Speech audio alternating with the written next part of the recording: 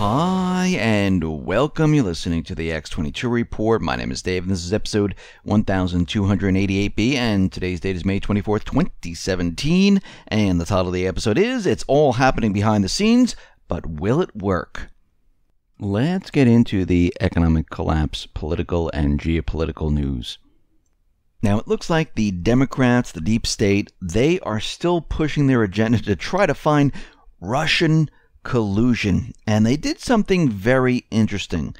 They wrote a letter to Germany's largest bank, which is Deutsche Bank, to hand over its finding on two politically charged matters. They demand in details whether Trump accounts have Russia ties and if Deutsche Bank loans to Trump were backed by Russia. Now, the lawmakers asked whether the bank's loans to Trump, made years before the New York developer ran for president, were guaranteed by the Russian government or were in any way connected to Russia. One problem with this is that they don't have the authority to do this. Yeah, they can ask, but Deutsche Bank, they don't have to disclose any of this. They don't have the power to force Deutsche Bank to make any disclosures. And these are private accounts. And there's no crime committed. So what they just did is absolutely ridiculous. But you could see that they're just trying everything. Now, something more important, and this is coming from the FISA court, and they're stating that there was a violation of the Fourth Amendment. And it looks like Obama violated the Fourth Amendment of the American people. Now, this newly released court order from the Foreign Intelligence Service Surveillance Court found that the National Security Agency under former President Obama routinely violated American privacy protections while scouring through overseas intercepts and failed to disclose the extent of the problems until the final days before Trump was elected president last fall. Now, in describing the violations, the FISA court said the illegal searches conducted by the NSA under Obama, they were widespread and created a very serious Fourth Amendment issue. These new discoveries come from a recently unsealed FISA court document dated April 26, 2017, and center around a hearing dated October 26, 2017, just days before the 2016 election, in which the FISA court apparently learned for the first time of widespread and illegal spying on the American citizens by the NSA under the Obama administration. So the October 26, 2016 notice disclosed that an NSA Inspector General review indicated that with greater frequency than previously disclosed to the court, NSA analysts had used U.S. person identifiers to query the result of Internet upstream collection, even though NSA Section 702 minimization procedures prohibited such queries. This disclosure gave the court substantial concern. And we can see right now the court order goes on to reveal that the NSA analyst had been conducting illegal queries targeting American citizens with much greater frequency than had previously been disclosed to the court, an issue which the court described as a very serious Fourth Amendment issue. The American Civil Liberties Union said the newly disclosed violations are some of the most serious to ever be documented and strongly call into question the U.S. intelligence community ability to police itself and safeguard America's privacy as guaranteed by, yes, the Constitution's Fourth Amendment. And what we're seeing right now is that, yes, from these court documents, Obama was spying on the American people. The intelligence agencies were spying on the American people. And they were using methods to identify certain people. All of this is coming out now. This is not a conspiracy theory. Trump was saying, oh, Obama's spying, and then, of course, the corporate media was saying, oh, he's crazy, that's nuts. Well, actually, he's right. And more information is coming out, which shows that, yeah, he was really doing this. And it wasn't just on Trump. it was on many individuals, because what did they use this for? They used it to blackmail certain individuals. Now think about this for a second. Who is the real threat to national security?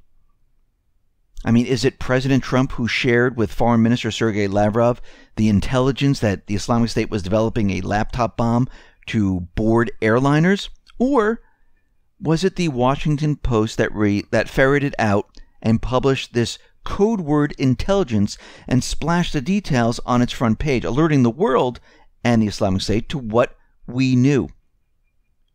Now, the Washington Post and the deep state, and remember, the corporate media is the mouthpiece for the deep state, they weren't really worried about this information getting out there, because in their minds, they fund the Islamic State. They control the Islamic State. Remember, the Islamic State is their paid army.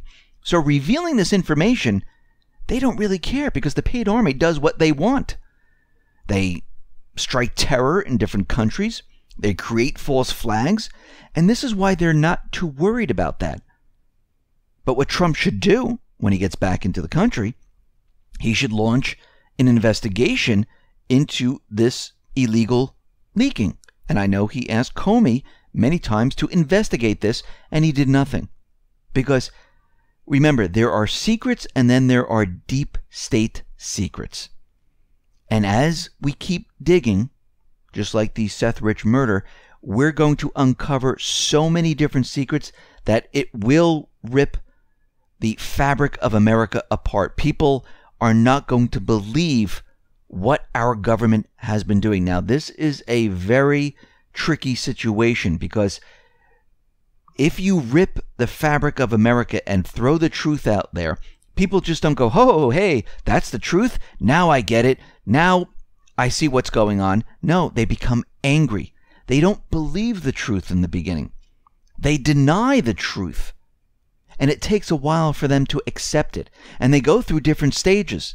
So it's not as easy coming out going, hey, this is what happened. The deep state's been spying on everyone. They create all these false flags. Think about when you were first learning about all this. How angry were you? How long did it take you to accept this? You went through different stages. And of course, you went through the stage where you try to tell everyone and everyone thought you were crazy. But think about it right now. And think about what is coming out right now. And this is a very tricky situation. It needs balance. Because if it all comes out at once, it will be a complete disaster. And we can only handle one disaster at a time. We have a collapse coming. And we have a complete collapse of the government coming. And once all this information and the truth comes out, like Bill Holter says, these truth bombs come out, well, we have another problem. And this is a lot for the American people to accept. I know people say, well, just let them accept it. It's their fault for being in the dark, but this will cause riots. Think about if they allow all this to come out and people are angry. What could the deep state do with these individuals? They can make the situation worse. They can make them riot. They can build it up. Look what they've done just when Trump was elected. They had individuals in mass going around breaking windows, setting fires. Look what they did in Baltimore and Ferguson. Think about what would happen if this came out, how angry people would be. So we need to take this in small steps. And I know people just want all the information. I would love all the information to come out, but I could see already, even when I talk to people that I know here that, they're still sleeping, they can't handle it. It's a complete disaster. So I believe that the plan behind the scenes, it's taking small steps. You can't do everything at once. I know everyone wants everything at once. It's going to be very difficult to do it all at once. Now, as we can see, there is more information coming out about Seth Rich, and a lot of this is coming out, and the corporate media, they don't want to have anything to do with this whatsoever. They're not even touching it. Actually, the Washington Post, they're out there saying that this is a conspiracy theory, that this is just ridiculous. Even though Kim.com is coming forward that he would testify, even though WikiLeaks is saying, yes, it was Seth Rich, even though the murder of Seth Rich was not a robbery. And then we have something else that's very odd and strange. Seth Rich's cousin, he deleted a cryptic tweet about Seth Rich's murder. He knew something. Now, on May 15, 2017, Sean Hannity shared a Fox 2 News report titled "Family's Private Investigator. There is evidence Seth Rich had contact with WikiLeaks prior to death, asking thoughts Twitter." Now, Seth Rich's cousin, Jonathan Rich, less than an hour later responded to Hannity stating, "First thing I said when my dad told me was he knew something and he was murdered. The rest of the family thought I was nuts." The next day, user Andy Rich reprimanded Jonathan, saying, "This is not the place and not a topic for you to comment on. I love you, but filter, bro. #family. Now, Jonathan's tweet was deleted shortly after, but the internet, again, nothing ever disappears. And you can retrieve this information. So that information was retrieved, and yes, he did tweet this out. Now, there was another tweet that came out from Jonathan, and this was back in November 2016. He was responding to a tweet linking to a podcast that asked, "Why do people close to Hillary and Bill Clinton tend to end up dead in weird ways?" And he answered it, "Like my cousin." So these are very odd things to be putting out there. It seems like he might have known something or believed something. And we can see that at this point, there's really no investigation into this. And there is a coordinated campaign against anyone that dares question the official narrative. Because if you question it, well, you're conspiracy theorists. Well, why don't we have a real investigation? And why don't we try to uncover what really happened? Well, we know why. Because they're hiding the murder. They're hiding behind all of this. And if there was a true investigation, there'd be so much that would come out from this. It, again, would rip America apart. Now, eventually, this does have to come out. And there should be an investigation. And I'm not saying it's going to rip America apart in a bad way. The truth is going to come out. People won't be able to handle it. But those people who are involved in this, well, this runs really deep. And this is going to lead to many different things. That's what they're really worried about. Because once you start uncovering one thing, it doesn't stop. It continues on and on and on. Now, out in the Philippines, we see that Duterte, he is going after the Islamic State.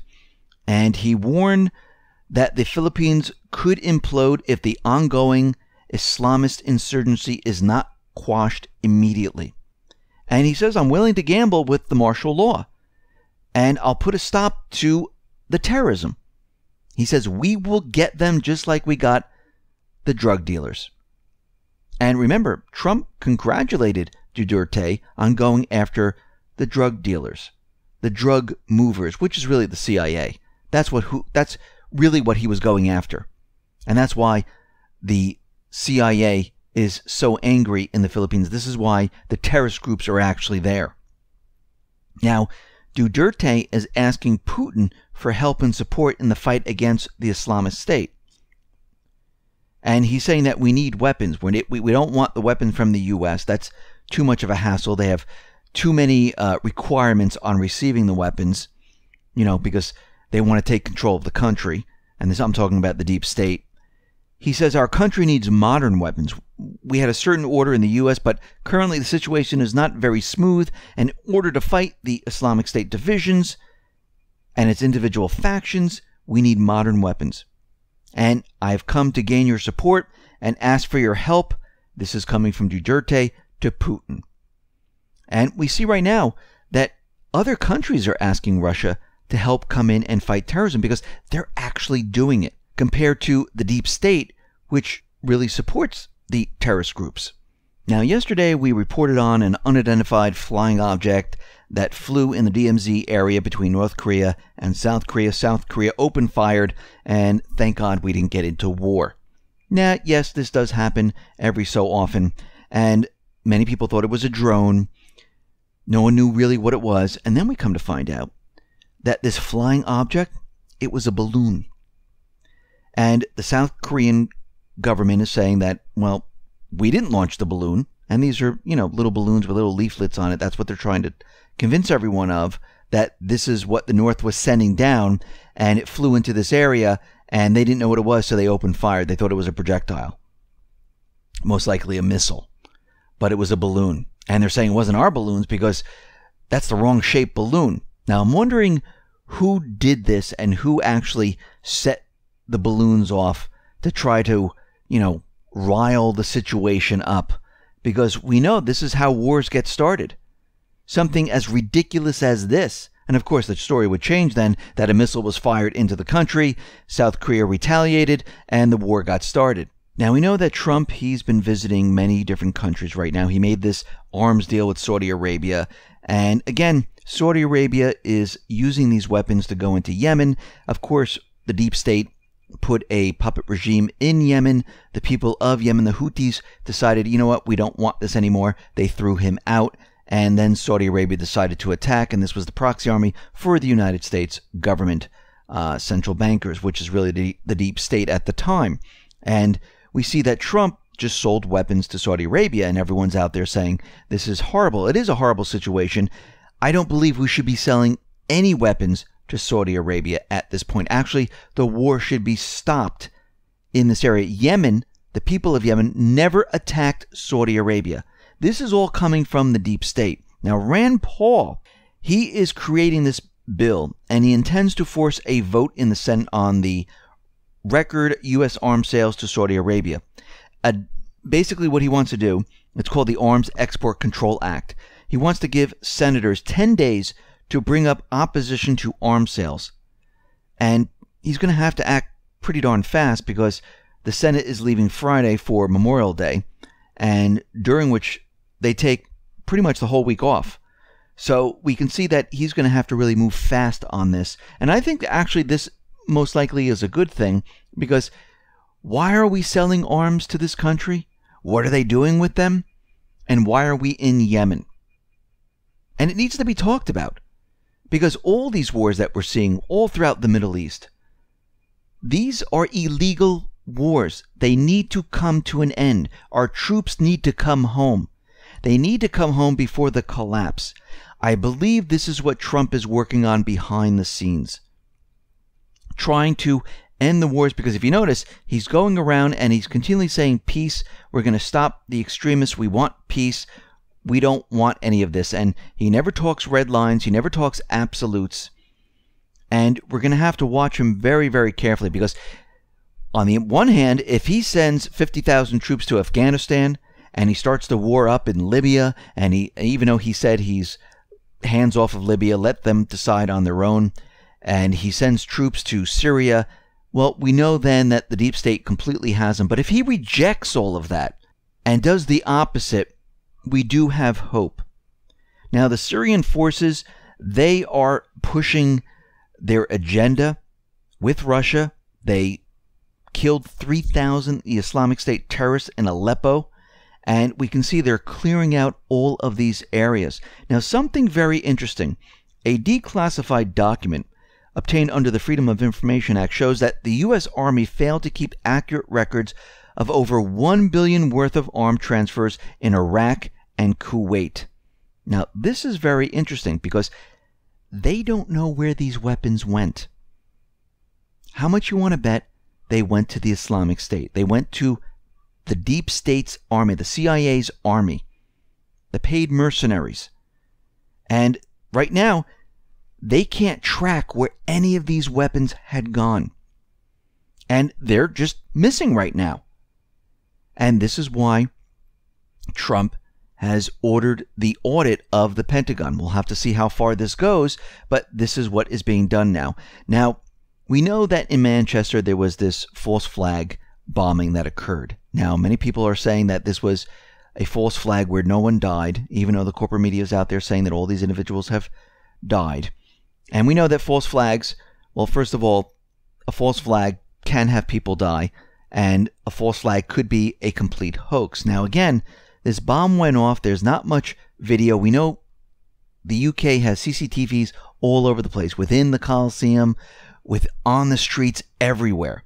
And we know there is security. So the question is, how did these individuals get into this area? Secondly, how do the police and all these investigators know exactly who they are, where they are, and how do they round them up so quickly? It reminds me of like the cyber attacks where they say, oh yes, we know it's North Korea, we know it's Russia, we have proof. Within 2 days we tracked everything down and we know exactly this is what it is, and we know it's all fake. I mean, this happened in the Boston bombing. This happened pretty much everywhere. They knew exactly who everyone was, and always, even in France, the IDs fall out. During 9/11, the passports were on the ground. They weren't even burnt.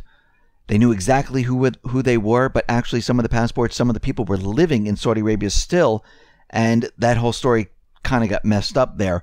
But we can see that, again, something doesn't make sense. They were also having a drill, I think it was a year before, where in this general area where they were doing the same exact thing. Now, those videos are being taken down very, very quickly. And there was a bomber that came in, exploded. People were wearing earmuffs, so, it didn't hurt their ears. They had the fake blood and stuff like that. And it looked pretty much almost exactly what happened during the concert. And, of course, they're saying that this individual, he's a terrorist. But the father came out, and I know the corporate media is reporting this completely different. The father came out saying that his son was not linked to militants. And it didn't make sense because he said that when I spoke to him, he was fine, he sounded normal, and he was ready to go to Saudi Arabia. So something doesn't make sense here, and something is not connecting. Now, what's very interesting about all of this is that, of course, the UK raised the terror level. We know they're going to introduce laws that take away people's rights. This is what they do. We know troops are going to be on the ground, which is already happening. And we see right now that they had this false flag during a concert, or right after the concert, where there were children, teens, and celebrities. And they know celebrities, well, they push the agenda. When they see something like this happen, they're always in the news. Other celebrities come out, and they get a lot of traction. And this basically blankets the corporate media. And I find this very, very interesting that this is how they did it. And of course, they use children, teens to really play this up. And we can see right now that all of this, again, is part of a larger agenda. Now remember, the UK is getting ready to leave the EU, and they want them to stay. They already gave them 112 billion euro bill to leave, and that amount might even be going up. So we can see there's a lot of agendas associated with this, and we can see that a lot of things are happening. And again, every time we see something like this, we know there's an underlying agenda, because this just doesn't happen out of the blue. And most of the time, I would say 99.99% of the time, these individuals are patsies. They are promised something. Maybe they're on medication, they're working for the intelligence agencies, and they know exactly who they are, they know exactly where to find them, and we see the same exact MO time and time again. Listen, everyone, thanks a lot for listening. Be well, be safe, and especially be prepared. Thanks a lot.